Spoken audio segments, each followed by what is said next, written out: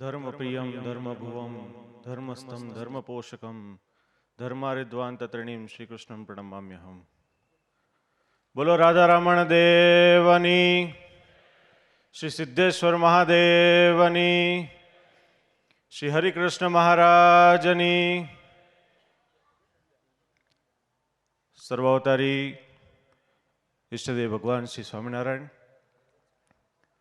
વડતાલ ધામમાં બિરાજમાન શ્રી લક્ષ્મીનારાયણ દેવના દ્વિશતાબ્દી મહોત્સવના ઉપક્રમે આજે બગસરા ધામમાં ઉજવાઈ રહેલ ખૂબ જ સુંદર નૂતન મંદિર તેમજ મૂર્તિ પ્રાણ પ્રતિષ્ઠા મહોત્સવ પ્રસંગે આજની આ સભામાં ઉપસ્થિત આપ સર્વે ભક્તોને ગ્રંથરાજ શ્રીમદ સત્સંગી જીવનની કથાનું શ્રવણ કરાવતા એવા સદગુરુ સ્વામી શ્રી વિવેક સ્વરૂપદાસજી સ્વામી, તેમજ સભામાં ઉપસ્થિત વ્યાખ્યાનમાળાના વક્તા ખૂબ જ વિદ્વાન શાસ્ત્રી સ્વામી શ્રી હરિઓમ પ્રકાશજી સ્વામી, ઉપસ્થિત આ મંદિરના નિર્માતા તેમજ આ મહોત્સવના પ્રેરક એવા સદગુરુ શ્રી લક્ષ્મીપ્રસાદદાસજી સ્વામી, ઉપસ્થિત ધર્મપ્રિયદાસજી સ્વામી બાપુ સ્વામી, ભક્તિ સંભવ સ્વામી, સાળંગપુરથી પધારેલા હરિપ્રકાશજી સ્વામી, ધોલેરા મંદિરના કોઠારી શ્રી, તેમજ ઉપસ્થિત સર્વે આદરણીય બ્રહ્મનિષ્ઠ સંતો, જેમને આ ઉત્સવમાં મુખ્ય યજમાન પદ નિભાવ્યું છે નાકરાણી પરિવાર, તેમજ ન્યાલકરણ ગ્રુપ, તેમજ પાંભર પરિવાર, તેમજ સર્વે નાના મોટા દાતાશ્રીઓ અને સર્વે વાલા હરિભક્તોને અમારા ભાવથી જય સ્વામિનારાયણ. આજે આ બગસરા ગામમાં ખૂબ જ સુંદર મંદિરનું નિર્માણ કાર્ય થયું છે.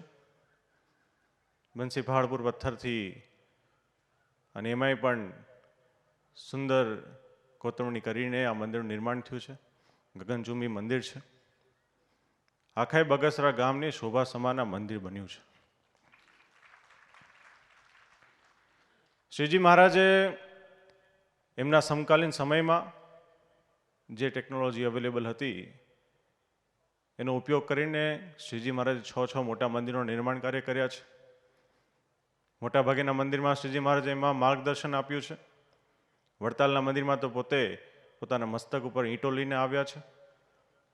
ત્યારે આ મંદિરનું નિર્માણ કાર્ય કરીને આપણને એક ઉદાહરણ આપ્યું છે, એક પ્રણાલિકા આપી છે કે મંદિર કેવા હોવા જોઈએ, મંદિરનું પરિસર કેવું હોવું જોઈએ, મંદિરના શિખરો કેવા હોવા જોઈએ, કળશ કેવા હોવા જોઈએ, મંદિરમાં બિરાજમાન જ્યાં મૂર્તિ પધરાવવાની હોય ડેરા કેવા હોવા જોઈએ, મૂર્તિ કેવી હોવી જોઈએ. ત્યારે આ આપણને ઉદાહરણ શ્રીજી મહારાજે આપેલા છે. મંદિર બહુ અગત્યના હોય છે. આપણા સંપ્રદાયમાં મંદિર ખૂબ જ મુખ્ય સ્થાને હોય છે, કારણ કે મંદિર એ ઉપાસનાનું કેન્દ્ર છે. આપણા બધાની આસ્થા ત્યાં જોડાયેલી છે. આખા એક ગામનું શોભા સમાન મંદિર હોય છે અને સૌથી મુખ્યપણે આપણી સંસ્કૃતિને જાળવા માટેનું એક આધારશિલા હોય છે, એક પિલર હોય છે.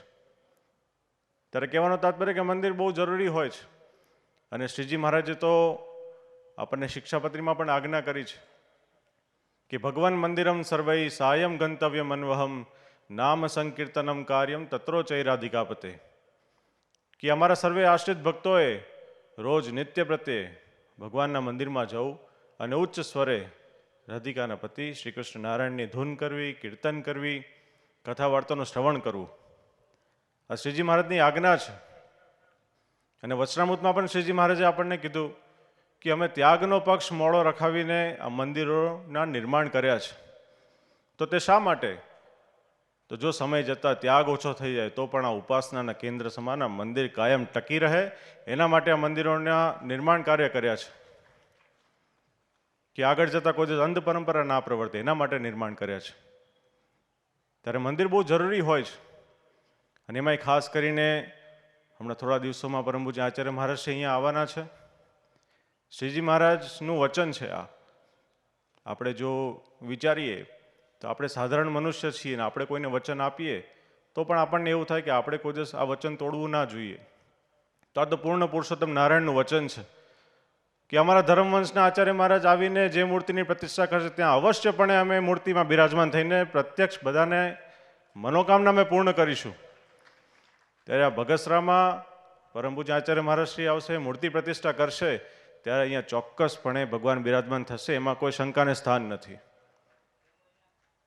અહીંયા ખાસ કરીને લક્ષ્મીપ્રસાદ સ્વામીએ અને વ્યાસપીઠમાં બિરાજમાન વિવેક સ્વરૂપ સ્વામી, આ બંને સંતોએ બહુ મહેનત કરીને આ મંદિરનું નિર્માણ કાર્ય કર્યું છે.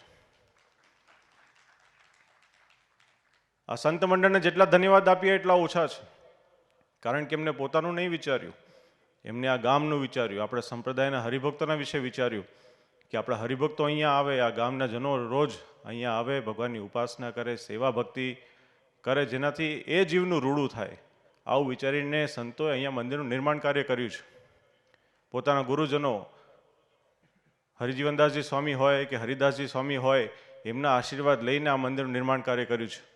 ત્યારે એક વસ્તુ આજે મને ચોક્કસ કહેવાનું મન થાય છે કે આપે આ મંદિર બનાવીને આપના ગુરુજનોનો તો રાજીપો અવશ્ય મેળવ્યો જ છે, પણ સાથે સાથે શ્રીજી મહારાજ જે આપણને આજ્ઞા કરી ગયા છે એ પ્રમાણે આપે મંદિર બનાવ્યું છે, માટે શ્રીજી મહારાજ આજે આપ સર્વે સંત મંડળની ઉપર બહુ રાજી થતા હશે. ત્યારે આ સંત મંડળને ખૂબ ખૂબ ધન્યવાદ છે. અમે આમ તો બગસરા પ્રથમ વખત આવ્યા છીએ, બહુ આનંદ થયો આજે આપ સર્વે ભક્તોને મળીને. ગઈકાલે પોથી યાત્રામાં બહુ મોટી સંખ્યામાં હરિભક્તો અહીંયા ઉપસ્થિત હતા. ગઈકાલે ત્યાં એક વસ્તુ અમે બહુ નવી જોઈ. અહીંયા પોથી યાત્રામાં મોટા ભાગેને બધી દુકાનો મેં જોઈને બધી બંધ હતી. ત્યારે અમે એવું અનુમાન લગાવ્યું કે અમાસ હતી એના કારણે બંધ હોઈ શકે, અથવા તો બપોરનો સમય હતો 3-4 વાગ્યાનો, એના કારણે કદાચ બંધ હોય.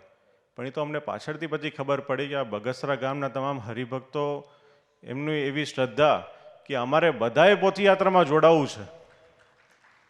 ત્યારે આ ગામજનોના ભક્તોની શ્રદ્ધાને ખૂબ ખૂબ ધન્યવાદ છે મારા.